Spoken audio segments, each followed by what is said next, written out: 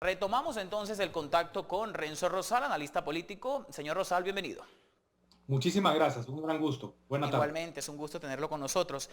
¿Cómo se puede interpretar todo esto, señor Rosal? ¿Le va a pasar lo mismo al presidente Otto Pérez Molina que a su excompañera de binomio presidencial, Rosana Valdetti? ¿Va a terminar renunciando Pérez Molina ante toda esta serie de presiones que ahora desde la propia Corte, digamos, se suceden?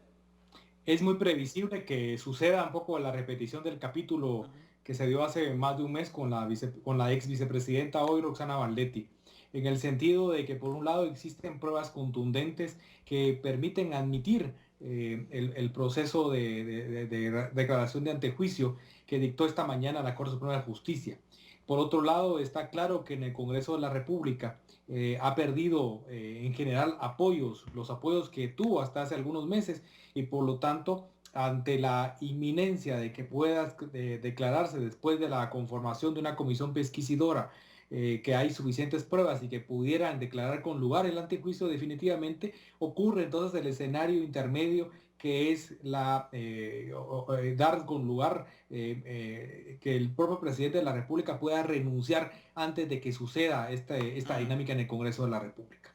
Hoy Ahora, por en el hoy lo que Congreso tenemos un poco el guatemalteco, factor. señor, sí, señor Rosal, disculpe, pensé que ya había concluido la idea, pero le quería preguntar, en el Congreso guatemalteco la bancada opositora al líder tiene mayoría con respecto al Partido Patriota, ¿cierto? Es decir, esto agilizaría o por lo menos vislumbraría, si se quiere, un proceso de votación en contra del presidente Otto Pérez Molina, ¿o me equivoco? Totalmente de acuerdo, es decir, la bancada del partido líder hoy tiene más de 60 diputados y que puede sumar fácilmente otra cantidad importante de otras bancadas minoritarias que se han declarado claramente, digamos, por lo menos en esta coyuntura en oposición. Así que creo que habría los 105 votos que se necesitan para declarar con lugar el antejuicio. Bueno, mientras usted y yo seguimos conversando, vamos a pedirle a producción que por favor vuelva a colocar la pantalla del proceso metodológico que hay que seguirse en este caso del antejuicio, que ya, ahí está, fue entonces, digamos, dado con lugar por parte de la Corte Suprema. Estos pasos desde la parte superior a la inferior de la pantalla serían los que corresponden. Le pregunto, señor Rosal, ¿el presidente Otto Pérez Molina tiene que renunciar, como lo hizo Roxana Valdetti, para poder, digamos, quedar sin ningún tipo de inmunidad, sin ningún tipo de privilegio ante este tipo de investigación? ¿O él puede continuar hasta enero próximo y luego, digamos, que continúe el proceso? En términos formales, si no se diera la renuncia en estos siguientes días, lo que ocurre es que de pronto puede ocurrir que la dinámica en el Congreso lleve mucho tiempo. Recordemos que hoy el Congreso de la República en Guatemala está en periodo de receso legislativo y por lo tanto existe a cargo la comisión permanente. Entonces, en tanto la comisión permanente pueda convocar al Pleno para conocer el expediente trasladado por la Corte Suprema de Justicia, en la medida en que se conforme la comisión pesquisidora y los demás trámites que correspondan, y además recordando que la investigación que lleva a cabo esa comisión pesquisidora no hay un tiempo perentorio, puede ser un asunto de días o de semanas, esto pudiera alargarse. Ese es un escenario no posible que pueda alargarse y llegar muy cerca, digamos, del momento electoral. Así que creo que lo de la renuncia puede ser un escenario de más corto plazo que permitiría reencauzar un poco y de alguna forma desatorar la actual crisis que. Ahora, señor Rosal, en septiembre hay elecciones y en enero Otto Pérez Molina tiene que entregar la banda presidencial. Es una pregunta que quizás muchos puedan tildar de irrelevante o de mal formulada, pero se la voy a hacer igualmente. ¿Por qué no esperar a que el presidente termine ese proceso, a que hayan elecciones, a que esta situación no siga empañando el proceso electoral, digamos, de septiembre, y esperar a que definitivamente el presidente pueda entregar su banda presidencial en el mes de enero? Este es un tema bien importante que de hecho quería conocer la apreciación del profesor Renzo Rosal desde la ciudad de Guatemala, que nos acompaña vía Skype. Pero como me indican precisamente que logramos restablecer la comunicación, pero vía telefónica, con el diputado Amílcar Pop, que fue quien introdujo precisamente la solicitud de antejuicio, vamos a hacer un stop con usted, profesor, para darle la palabra vía telefónica al diputado Amílcar Pop. Diputado, gracias por acompañarnos. Bienvenido. Muchas gracias, muy buenas tardes. Igualmente para usted. Le pregunto, ¿qué sustenta la solicitud que usted hizo de antejuicio contra el presidente Otto Pérez Molina? ¿Qué ha hecho el mandatario que a su criterio deba ser meritorio de un antejuicio? Muy buenas tardes. ¿Me escucha, diputado? Ahora sí. Perfectamente. Dígame. Le reitero la pregunta. ¿Qué ha hecho el presidente Otto Pérez Molina para ganarse un antejuicio de mérito según su criterio? Bueno, 4 cosas. Primero, la CICIG, la Comisión Internacional contra la Impunidad en Guatemala, ha descubierto y ha denunciado estructuras de delincuentes, funcionarios públicos que están saqueando el país. Técnicamente hay una asociación ilícita, hay incumplimiento de deberes, encubrimiento propio y enriquecimiento ilícito. Yo denuncio al presidente por encubrimiento propio porque por las decisiones que él tomó como presidente de la República, le mintió al pueblo de Guatemala ocultando información del regreso de la vicepresidenta de un viaje a Corea que sirvió como marco para garantizar la fuga del secretario privado que en ese momento se estaba definiendo como el líder de una banda de saqueo en la estructura tributaria del país. Segundo, el presidente nombró como personal de suma confianza y cercano a él a varios funcionarios que resulta hoy encarcelados como parte de esas estructuras y con problemas de corrupción en el Seguro Social. Ahí entonces se puede configurar la asociación ilícita. Hay incumplimiento de deberes en virtud de que el presidente, cuando sabía o tuvo información de algunas deficiencias o posibles actos de corrupción, debió denunciar, remover del cargo o cuidar la elección de sus funcionarios en función de lo que mandata la ley de probidad y las leyes en el país. No lo hizo. La suma de esos elementos puede determinar el posible enriquecimiento ilícito del presidente. Por lo tanto, mi función como diputado al Congreso de la República, como fiscalizador por mandato constitucional y velar por los intereses de la nación, era demandar al presidente. Pedí apoyo a algunos diputados y bancadas, no lo logré y tomé la decisión con mi partido de iniciar el proceso penal en contra. Entendemos. Diputado, por favor, quédese con nosotros porque quisiera despedir al profesor Renzo Rosal, con quien habíamos conversado previamente antes de usted, con la inquietud que le formulaba en su momento, profesor Rosal. ¿Por qué no esperar a que el presidente entregue la banda, sino seguir presionando a una renuncia cuando en septiembre hay elecciones? ¿Esto no pudiera afectar el proceso?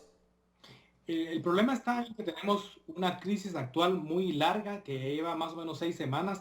Además, se están dando en los últimos días una serie de hechos de inestabilidad, de violencia, de inestabilidad en general, no solamente en la ciudad capital, sino en el interior del país. Así que creemos en alguna medida, diversos sectores, que la salida en este momento del presidente puede ayudar en alguna medida a mitigar y de alguna forma estabilizar una situación muy peligrosa que inclusive podría poner desde ya en riesgo las mismas elecciones. La semana pasada hubo unos asesinatos de abogados, tenemos una serie de hechos de conflictividad fuerte, de presencias, unas movilizaciones de muy dudosa origen el pasado viernes, ayer otro tipo de anuncios que van orientados a generar un clima de inestabilidad y en donde insistimos el tema de el presidente de la República, la presencia de él, creo que está contribuyendo a complicar más esta situación. Su salida termina siendo como un paso inexorable.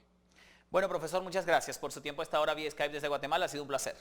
Igualmente, buena tarde. Hasta luego. Seguimos conversando con usted, diputado Amílcar Pop, vía telefónica también desde la ciudad de Guatemala. Le pregunto, ¿el presidente pudiera defenderse, por ejemplo, en alegatos o la defensa del mandatario diciendo que está bien, él nombró a personas en cargos de extrema confianza que luego lo defraudaron, pero el presidente no era adivino para saber que esas personas iban luego a involucrarse en actos ilícitos que estarían manchando su nombre? ¿Qué piensa usted si se hace, por ejemplo, ese alegato? Bueno, frente a esa afirmación, el tema concreto es que es responsabilidad del Ministerio Público varias líneas de investigación. Primero, el enriquecimiento ilícito se demuestra. Se demuestra en tanto que el patrimonio de un funcionario debe coincidir matemáticamente con su ingreso. Cualquier duda debe demostrar el origen de sus ingresos. Recientemente se han ubicado más de 14 bienes inmuebles, entre ellos un helicóptero y otros bienes de la señora vicepresidenta. No se ha definido los bienes del presidente y esos deberían coincidir con sus ingresos, asunto que se está demostrando que no coinciden y por supuesto que no coinciden con diferencias extraordinarias. Entonces, la investigación del Ministerio Público debe centrarse en distintas líneas para demostrar de que efectivamente hay una línea de conducción, hay una línea de información, hay más de 600 escuchas que el Ministerio Público y CICIG han entregado a los tribunales de justicia, en donde los funcionarios que generan esa corrupción, generan beneficios de la corrupción, mencionan al presidente, a la vicepresidenta, mencionan en clave a la señora, al número 1, a la número 2, etcétera, bajo lógicas de toma de decisiones, bajo lógicas de ejecución de órdenes, de apertura de cuentas, de mover cantidades de dinero, etcétera. Todo eso lo ha estado vinculando y coincide con el nombramiento de sus funcionarios para ese fin. Una última inquietud, diputado, hipotéticamente renuncia Otto Pérez Molina a su cargo. ¿Qué pasa? Porque la vicepresidenta también renunció. Entonces, ¿quién asume el poder y cómo afecta esto al proceso electoral de septiembre que está tan cercano? Hablemos en un caso hipotético. ¿Qué pasa si se logra la renuncia de Otto Pérez Molina, que según el propio profesor Renzo Rosal, digamos, bajaría las aguas y las tensiones de la sociedad civil en Guatemala? Yo creo que hay dos dimensiones. Una es la dimensión política analizada por el profesor Rosal, pero también aquí hay que ver el escenario estrictamente jurídico e institucional. Si el presidente de la República renuncia por el antejuicio que he iniciado, debe someterse a un tribunal en donde yo mismo he pedido que se ordene su captura para que responda ante un juez. Eso no lesiona la institucionalidad jurídico-política del Estado guatemalteco bajo ningún punto de vista. Al contrario, fortalece la institucionalidad porque lo que estamos logrando es garantizar que personas que pueden cometer delitos, aún siendo presidentes de la República, están sometidos al imperio de la ley. No hacerlo sería gravísimo contra la institucionalidad porque la dejaría en un estado de ilegitimidad y eso sería grave para el país. Si el presidente renuncia o simplemente se le retira la inmunidad y se le somete a juicio, sube al ejercicio de presidente el actual vicepresidente de la República. Bien. Y es mandato del Congreso la elección de un nuevo vicepresidente. No hay inestabilidad ni crisis política y no debe afectar el proceso electoral, en tanto que ahí hay otra discusión de propuestas de reformas a la ley a partir del clamor popular, pero sería otro tema de discusión. Además que hay otros cargos que se van a elegir también en septiembre, más allá del binomio presidencial. Muchas gracias, diputado, por su tiempo. Ha sido un placer.